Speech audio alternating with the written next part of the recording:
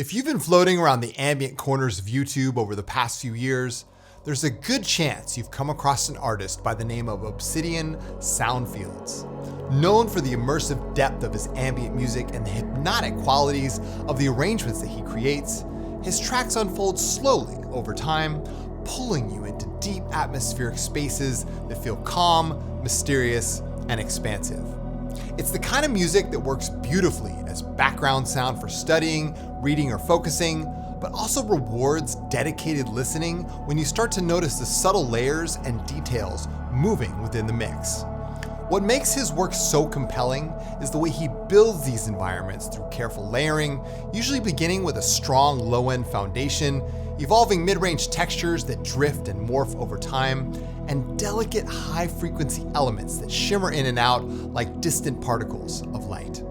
So in this video, I'm going to break down the core elements that make his sound work, starting with the foundational bass layer, moving into evolving atmospheric textures, exploring the slow modulation that keeps everything alive, and finally showing how all of these elements come together into that immersive, hypnotic flow that defines his style. So by the end of the video, you'll have a clear framework for building these kinds of soundscapes yourself, and you'll be able to apply these techniques directly to your own ambient productions. Anyway, thanks for being here, and let's dive in.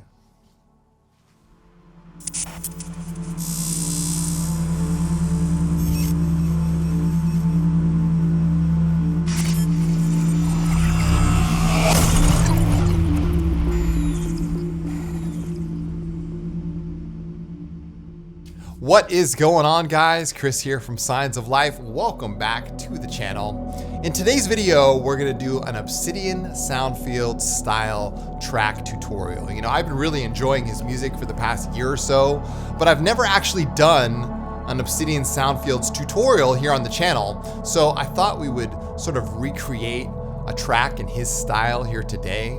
As you can hear, I've got a demo track that we're going to recreate as close as we can. But yeah, that's the game plan. Anyway, thanks for being here, and let's go ahead and dive in here. You can hear that we got a nice foundation here. I'm loving it. So to start with, we've got this sample coming from the free to use sounds library. And it's this really dark, kind of underground, creepy sample, right? But I like it because it kind of gives the vibe, right, of what his tracks have. Now, as you can hear, I've got an instance of Novagrid on here, all right? This is a preset called Battery Acid, and that's just giving a little more vibe to the sample. But then I'm running it through an instance of Valhalla Supermassive here with a preset called Dark Pallades. Listen to this. So with Dark Pallades, it's like this really creepy kind of underground vibe. I like that. And a lot of his tracks have that vibe to it, okay? So next to that, I've got a preset coming from Chromatic 4. And this is a preset called Skybound. Now I had to make some modifications to Skybound to kind of fit the Obsidian Soundfields style bass, but that's okay. We're gonna recreate it here, and I'll show you exactly what I did. If you have Skybound, great. If not, no worries, I'll explain the whole thing. So that's our foundation. We're actually gonna start with the foundation because it seems that all of his tracks start with a good solid bass.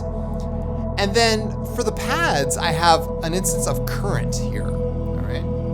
I really love Current. You could probably recreate this patch in Pigments, but this is just like a straight up, you know, default preset. I created this from scratch with 2 wavetables, some random LFOs here, and you can see I've got a granular sample called Abysmal Space number 5, yeah, and I'm actually using a couple of the effects here. This is the brand new Poly Flanger to give even more tonality to it, as well as the Swarm reverb with a preset called Dark Silo. I'll go ahead and solo this. Oh yeah. Really nice, right?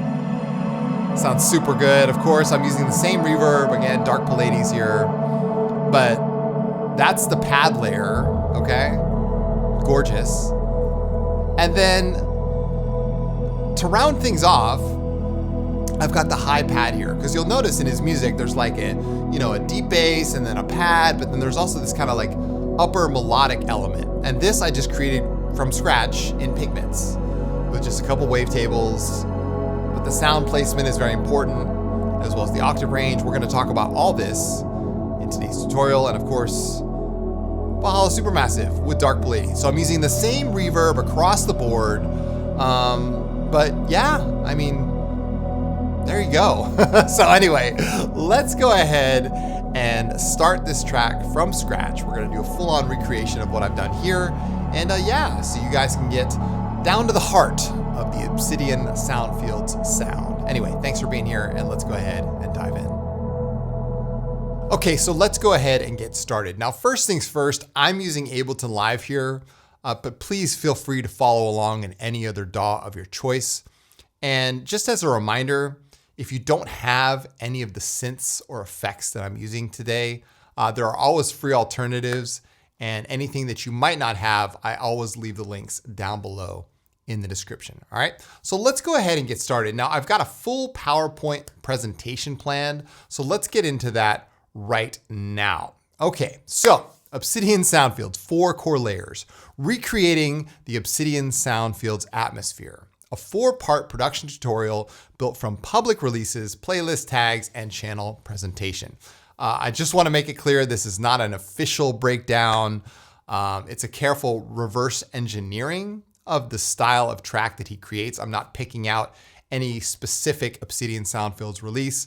I'm just doing a reverse engineered tutorial. Okay, so that out the way, let's go ahead and go to the first slide here. Set the foundation with a sub-bass drone. Start with a low, nearly static bass layer that feels architectural rather than rhythmic. A sine or triangle bass drone, gently saturated and filtered, gives the track its weight. Let movement come from slow filter drift and tiny pitch bloom instead of obvious notes. Now, like I said in the intro, I'm gonna use a preset here from Chromatic, okay? Chromatic 4 specifically. If you don't have any of the Chromatic packs, I highly recommend them. They are my commercial preset packs for Pigments. Of course, the link is down below, all right? So let me go ahead and open this up. We're gonna choose Skybound here, okay? Now, the important thing is that Skybound comes with a straight up, like really fast attack. But if you listen to Obsidian Soundfields, like his basses are very slow, right? So what we're gonna do here is we're going to lengthen the attack. Now again, this could be any bass, so if you have another bass, go ahead and lengthen the attack to around 7 to 8 seconds. Literally, it's a really long attack we're gonna use. I'm gonna lengthen the decay to around the same, lower down the sustain ever so slightly, and up the release here to around 8 seconds, okay? Now, this bass is in mono. And one thing you'll notice about Obsidian Soundfield basses is they're not exactly in mono, they sort of overlap. So what I'm gonna do is add another voice here and just put it in poly 2. So that way the bass notes can sort of overlap with each other. And if I haven't mentioned, I'm playing in 72 beats per minute, and we'll be playing in F sharp minor. So I'm gonna go ahead and make a clip here. I'm gonna make a 16 bar MIDI clip, okay? And I'll go ahead and set my grid to 4 bars, and we'll put it in scale mode here. And I'm going to create the foundational drone here, all right? And the foundational drone, I'll go ahead and turn on the headphone button. It's gonna be an F sharp 1, okay? And then I'm gonna play an E1 after that. And then we'll be playing a D1, and then going back to an E, all right? So those 4 notes are one of the basic core progressions that he uses a lot in his music. So if I go ahead and press play here, you can hear that we've got a nice foundational drone here. But remember, I set the attack to very slow, and as the next note comes in, the previous one is going to fade out, okay?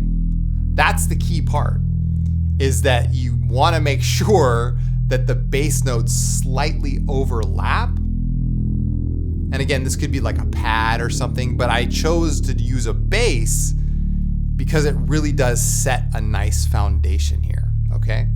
One other modification you could make is instead of having a 4/1 filter here, I could change it to 8/1. So now we're moving even slower, right? Because our bass notes are 4 bars long. So an 8-bar LFO that was free running would just, last over the course of 2 notes.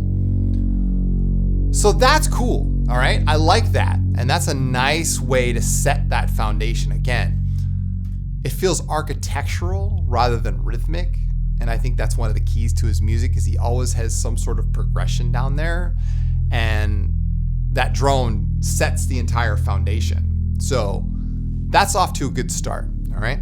So that's our first kind of baseline. Now let's move on to the second slide here, okay? Harmonic bed with width and suspension. Build the harmonic fog in stacked pads. The signature width comes from 2 or 3 pads doing different jobs. One dark and woolly in the low mids, one wide and glassy above it, one faint dissonant layer for tension. Keep the harmony suspended with long attacks and almost no chord performance so the listener feels immersed inside a space instead of guided through a progression. Now we're actually going to use a chord progression here, and we're only going to use 1 pad, but you can certainly do the same thing with multiple pads, all right? I just want to make that clear. So, depending on how you interpret, that sound, use up to as many pads as you want, really. But it is all about those multiple layers because you'll hear one of the pads, like I showed in the intro, is doing one thing, and then there's like a higher melodic element above that, all right? So let's use that. Let's go over to current now, and this is gonna be heavy on the sound design, so if you wanna just use a preset here, that's totally cool. Let's go ahead and make sure we're going through the pad bus, and yeah, okay. So what I'll do is I will use current here. Again, you could use pigments or vital, whatever you got. I'm gonna switch my attack to, I'm gonna add probably around 5 seconds of attack. So I'm lengthening my attack to 5 seconds, lengthening my decay to 5 seconds, lengthening my release to around 6 seconds, and lowering down the sustain. I'll choose a wavetable here. Maybe we'll go with something like, let's see here, distorted ripples. I think that's the one I used.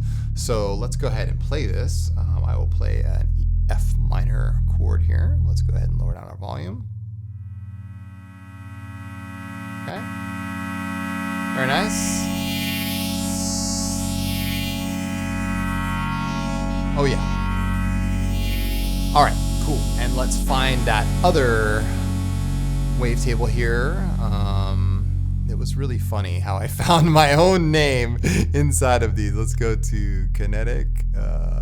It doesn't really matter what you use here. Honestly, like a lot of these wavetables are quite good in current.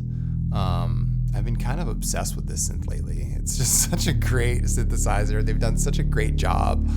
Sine Life, there we go. Sine Life, that was it. And now here in the LFOs, we can switch the mode here from trigger to free, all right? So we use a couple different LFOs here. And what I love about current LFOs is you can randomize them very quickly and then change the rate here, all right? So we'll use like a 2-bar random LFO. We can drag that over to the position. If you right click on the little wheel here, you can set it as bipolar, okay? I could probably hold a button combination and do the same thing. And let's keep this at 1 bar. Let's see if Alt and drag does that. Nope. Maybe it's Alt Shift. It's probably the same as Serum. I'm just not knowing it right now, but that's okay. So now we have a simple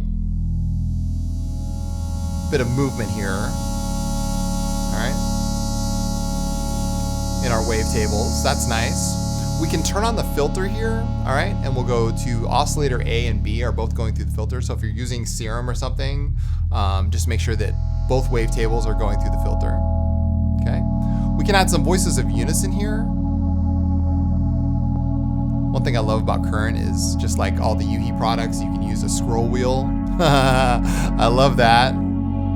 Oh yeah. It's also got some wavetable distortion modes here, or like spectral harmonics. I mean, I'm not even gonna get into this. This is just too deep here for one single tutorial. We gotta stay focused. That's sounding good, I like that. Let's take another LFO here and we'll switch it to free running, and we'll make this a 4-bar LFO, and I'll drag this over to the cutoff filter. And that's in unipolar. We want that in unipolar. There we go. Very nice. Let's add a little bit of the granular engine here. I'll load a sample. I'm gonna go to, let's go to this emerge pack here, and we'll go to Abysmal Space number 5. This is the one I used. Perfect. I'll pitch this up by an octave. Very nice. And let's do the playback as loop. Oh yeah. And we can do some fun stuff here, like, you know, changing the sync, the rate here. Yeah, I like that. Changing the size. Oh yeah. See, the current is just ridiculous amounts of fun. It's so much fun. It's, oh my God, I love this synth. All right, and then we'll use, in the effects, like I said, we'll kind of, you know, keep this moving here. We're gonna use the polyflanger, the brand new polyflanger. Let's add a scale here. Again, we're playing an F sharp minor, okay? And this slow modulation is giving us some sounds here, right? Very nice, very nice. And we can add some notes here, maybe at like a 8th note pace. Okay. Oh yeah. Nice. The root notes here. Oh my God. So it just adds a little bit more vibe and texture to it. I really like that. Yeah. And then we'll add the swarm reverb here, and the preset I used was Dark Silo. Oh yeah. Oh yeah. Very nice, very nice. Off and running. I love it, I love it. All right, now let's grab that that preset from Supermassive, okay? So let's grab Supermassive here, and we're gonna put it after current. Again, swarm reverb going into Supermassive, that's okay, all right? Anything goes. And we're going to use a preset from Aster called Dark Pallades, right here, okay? And this is gonna be our master reverb, all right? So you could use this on a send, but I kinda like it as an insert, because as an insert, you know, it covers up a little bit more of the sound. Inserts versus send effects, that's a different video for a different day. And so what I'll do, and this is the key here, is I'm going to copy this track or just drag it over to my pad lane, okay? So now I have basically the same bass note structure, okay? And maybe I'll change the color of this clip to match, okay? And what I'm gonna do is I'm gonna take all these notes and I'm gonna shift and push the up arrow, okay? And now I'm going to make the chord progression from these notes, all right? And the chords that I'm gonna use is F sharp minor, E major, D major, and again, E major, okay? So now we have a chord progression that's gonna be underneath. If I restart the entire thing, check this out, I will restart the entire clip. Oh yeah. Oh yeah. So listen to current. So now current is underneath all that bass layer, and it's doing its thing, and combined, you know, the flanger with the swarm reverb with Supermassive and Dark Pallades. And look at the EQ here. The EQ is at 2700 hertz. I mean, that's really low. But that's the whole point, is we're getting that dark, moody sound, right? Just like what I was saying in the PowerPoint presentation, like harmonic fog, right? That faint layer for tension. Keep the harmony suspended, long attacks. Oh yeah. Oh yeah. Oh yeah, I love it, I love it. So you see, like, that's how you do it. it's not just, you know, some crazy in your face pad. Like, it's really buried. And in ambient music, like, you don't need to have to, honestly, you don't have to focus too much on, oh, am I, you know, adding this frequency, or am I doing the wrong thing with these reverb effects? Like, there's no rules here. There's things that make sense, but at the same time, you want to make sure that you're keeping your heart and mind open to experimentation. And through that experimentation, that's where growth can happen. That's where the magic comes in. When you sort of let go of what your conscious mind wants to do and let your subconscious mind take over. Fair? Cool. All right. So we've got this. This sounds really good to me. Okay. Let's move on to the next slide here in our presentation. Micro detail, signal, environment. Hide motion in signals, textures, and environment. What keeps the tracks alive is the tiny movement around the drone. Distant chimes, filtered noise, radio-like pings, reverse swells, and environmental beds like wind, rain, water, or air system hiss. These kind of things really do add to the vibe of this style of track. Okay? You may not consciously hear them, but they're there. And like I was just saying, subconsciously, you might sense that about the track. And so your listener, if you add that intention to the track, your listener can therefore feel that. These details should sit low in the mix so the world feels alive without breaking the trance. Okay? So that's what we're gonna do. We're gonna add that sample and then do that modification of the sample to really amplify what's happening here. Okay? So again, this sample comes from the free-to-use sounds library. I've talked about this on several videos. Marcel and Libby, they travel the world with high-quality audio equipment, and they record sounds. And it's the best deal for, you know, field recordings on the internet, bar none, across the board.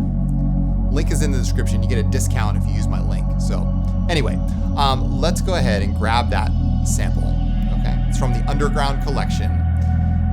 Number 19232, this is number 6 here, okay? And listen to it straight off the rip. What I'm gonna do is I'm going to warp it and loop it, all right? And it's got this really cool kind of opening part to it, listen. You hear that? So it's almost like people talking. I love that. Yeah? So what I'm also going to do is I'm going to crop off the end of it here. There's a little bit of, you know, some noise here on the end. So I'll crop the time to this selection. And we're looped, so that's good. Okay.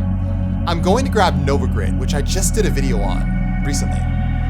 And I love NovaGrid. It's such a fun plugin. It's just great. Hats off to Mario. He did a great job here. Okay. You get a 5% discount if you use my link down below. See this little icon right here? There was a bunch of questions on the last video. Where did you get that preset pack? It's right here. The third icon to the right is the packs icon. Alex Reed pack is found here. 52 presets for NovaGrid by Alex Reed. So I'm going to use that. I'm going to use one of these presets again, and I'll use Tranquility.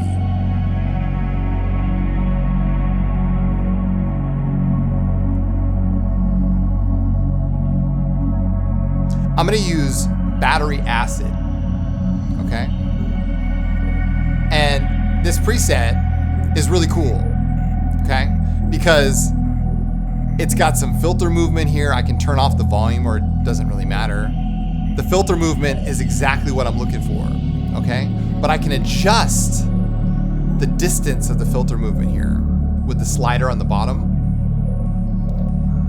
And I can increase the Q and lower the dry wet. So now you can hear that Nova Grid is adding like extra vibe to this. We can even add some more steps here in the bit crusher. Right? Lower the smoothing down. Oh yeah. Nice. So play around with this, right? Really play around with this and see if you can find something that works inside of Nova Grid for you. If you need to watch the tutorial again, my tutorial, go ahead and do that. Nova Grid is a fantastic plugin. It's really cheap too. Anyway. So now what I'm gonna do is I'm gonna grab that same Valhalla Supermassive preset here. Again, if you don't have the pack, like I highly recommend it. It's called Aster. But you know, here you go. So I'm gonna grab this preset and I'm gonna copy the module here just by right-clicking, copying, and I'll paste it right after Nova Grid. Okay? So you can see I've got Nova Grid here doing its thing, and now I've pasted Supermassive right after that. Okay? I'm going to remove the default, EQ settings here. I'm gonna take out some of the low end. I'll probably zoom in on this part. And I'm gonna put a high shelf here. Let's take out a rate. I'm gonna put a high shelf here. And so now I'm even amplifying those frequencies even more, okay? So the high frequencies are going in Nova Grid. Nova Grid is doing its thing. And finally, Dark Pallades. Oh yeah. So it's almost like you sense there's something down there, okay? And again, it doesn't have to be this sample in particular. It could be anything. But the more Obsidian Soundfields you listen to, the more you'll catch the vibe. You'll be like, oh yeah, there's something there, right? There's something there. But you're hiding the motion in signals, textures, and environment, right? That's the whole point of this section, is to keep it alive. You could fade these in and out. It doesn't have to be one. It can be multiple samples, right? Really try to get artistic about this. And that's why I always recommend the free to use sounds library, because there's so much to choose from, like terabytes of samples. Use my link. Get a discount. It's dope. Anyway. Okay. So that's amazing. Now we've got something that kind of resembles the whole thing. Like we're getting pretty close. All right. Let's move on to the last slide here. Space, distance, emotional frame. Mix for atmosphere, scale, and emptiness. The emotional pull comes from hearing every sound as if it belongs to a vast, mostly empty place. So use long reverbs, pre-delay, gentle high-end roll-off, and wide stereo imaging to create distance. We did this, okay? We did this through that use of Supermassive, the high-end roll-off, right? As a filtering, I was pulling those filters back, right? And that creates the wide stereo image. I have to say, please do not use wideners on your music. You don't need to worry about, really, if you use stereo effects, you don't need to worry about panning. Ambient music that feels wide comes from using sounds properly placed in the frequency spectrum. I cannot emphasize that point enough. When you listen to my music, Signs of Life, Starterra, Ascendant, none of it is panned. We're just using stereo delays and reverbs as send effects. Everything else is dead in the middle, okay? So I just want to make that clear, because a lot of people ask me, how do you get wide music? Just use a good reverb. Use a good stereo reverb. Use a good sound source. That's how you get width. It's not from panning this way, panning that way, using, a auto panner or like fake width panners, like nothing like that. Don't worry about that stuff, all right? Anyway, just want to make that clear. Okay, so stay restrained on compression and loudness.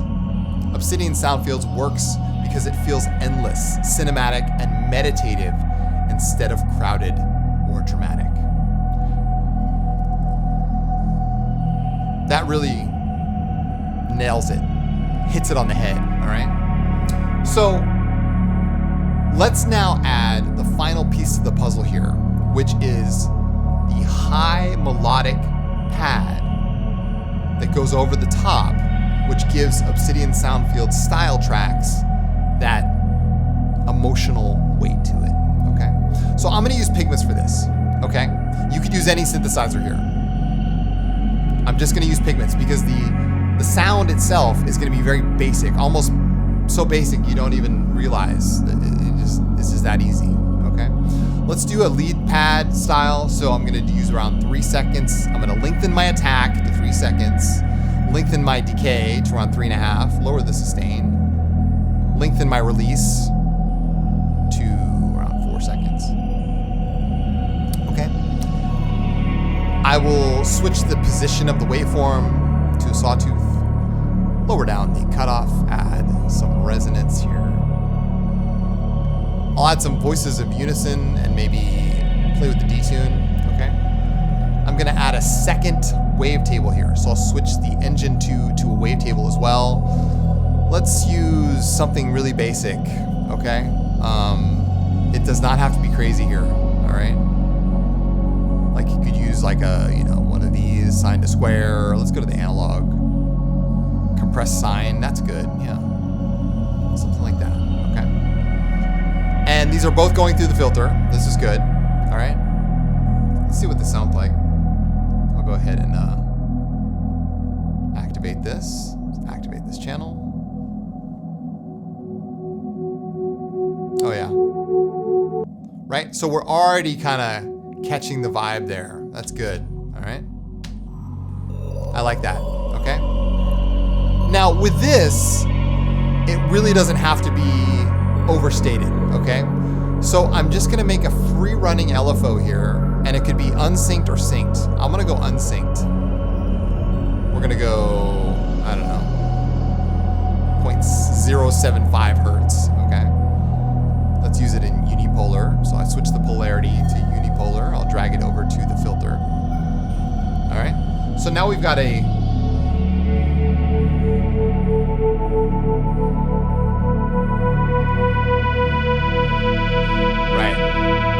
So you see how basic that sound is? There's really nothing to it, okay? Let's use a random here, and I'll switch the first random to a random. I'll smooth it out, I'll make it unipolar, and I'll switch the retrig source to free running. And I'm gonna switch the rate type to hertz. And yeah, around 0.5 hertz. I'll drag it over to the position of this wavetable. Okay, and you can adjust this to taste. So you can see here, so we're kind of getting a random, modulation going there. All right, great. Now, as far as effects go, I'm not gonna go too crazy on this. I'm gonna use a stock delay, okay? Maybe I'll just use a multi-band compressor, then I'll use my own delay, all right? I will lengthen the attack, lengthen the release, add some output here, take out my lows, and then I'll use my own delay here. But what I'm gonna do is I'm gonna take the same reverb again, right click, copy, paste here, okay? So now I have the same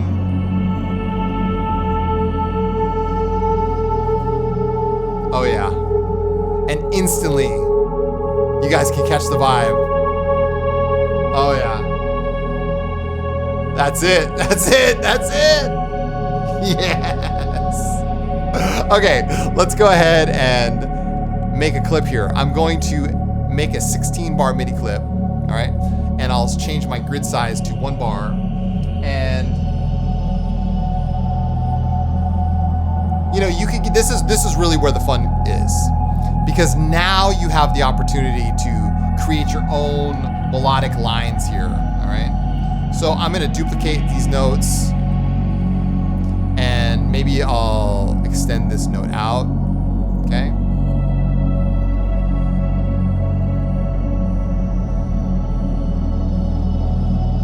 And I'm just sort of spraying these notes in.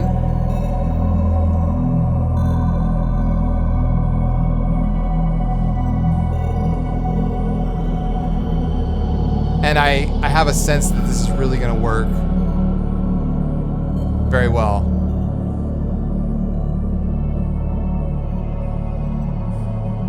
Oh yeah, oh yeah. Nice. All right, so once again, I've got the dark Pallades here with the 2700 hertz EQ here, very dark, very subtle, very low in the mix. But listen to what happens now. Let's restart the entire track, and I'll restart it with our new lead sound. Yes. Woo! That's what I'm talking about. So, you see here, like, with the melodic lead line above the whole thing. Oh yeah. Oh, so gorgeous. Oh my God, the sample underneath it with Nova Grid. Oh my goodness. Oh, that is so good.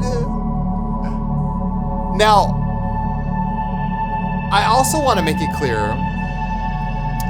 that we're following a progression here, okay? And this is another pro Obsidian Soundfields tip, is that like the progression will go on for, 16 bars, 32 bars. And then what will happen is it'll have like the drop, okay? And this is what I call like the bass drop. And we're not gonna do this today, but I just wanna make it clear, like all of a sudden he'll drop down like to a way low bass note. So just listen for that as you do some careful, focused listening. Listen for the bass drop. And so when the bass drop happens, that's a moment where everything can kind of come to a pause, right? So maybe again, that's after 64 bars. The chord progression goes from this 4-chord thing, and all of a sudden, boom, you get the bass drop. And then it goes, snaps back, right back to the 4-chord 16-bar progression, all right? I just wanted to throw that out there because I want to be, kind of a completionist in that sense. Like, this is the definitive Obsidian Soundfields tutorial, right? So, you can hear, like, we stayed restrained, right, on compression and loudness, where nothing is trying to compete with each other, okay? We could certainly probably add, another reverb here in the send effect realm to push this even further into atmospheric, but you understand now what the structure is. You see what the core sound is of Obsidian Soundfields, because there's multiple layers and each thing carries its own weight and its own purpose. And if you can sort of analyze that and understand what those things are, then you can begin to fade them in and out. So think about that in your own work too. How are you fading these layers in and out? How are you moving between the different sections? That's the key to Obsidian Soundfields. And you saw in just a half an hour, we put together a track that sounds very close to that style. So hopefully you guys enjoyed this tutorial.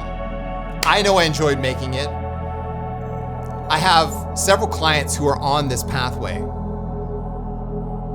And if it sounds like you and you're one of those people,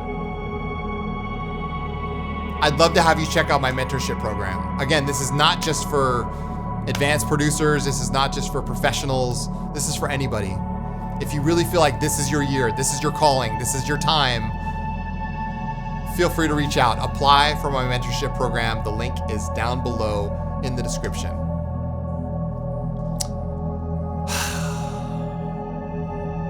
It is my honor to be up here, to have this platform in this time right now, because I feel like it's more important than ever that even in your own small way, you start to actualize the dreams that you've always had. You create the music that you've always wanted to, and I'm here to help you with that. Thank you for your time, your energy, and your presence on this platform. Truly appreciated. And I'll be back again soon with more videos just like this one. So in the meantime, take good care, you guys. And as always, keep your heads in the clouds and your feet planted firmly on the ground. I am Chris from Signs of Life. And I'll see you guys in the next video.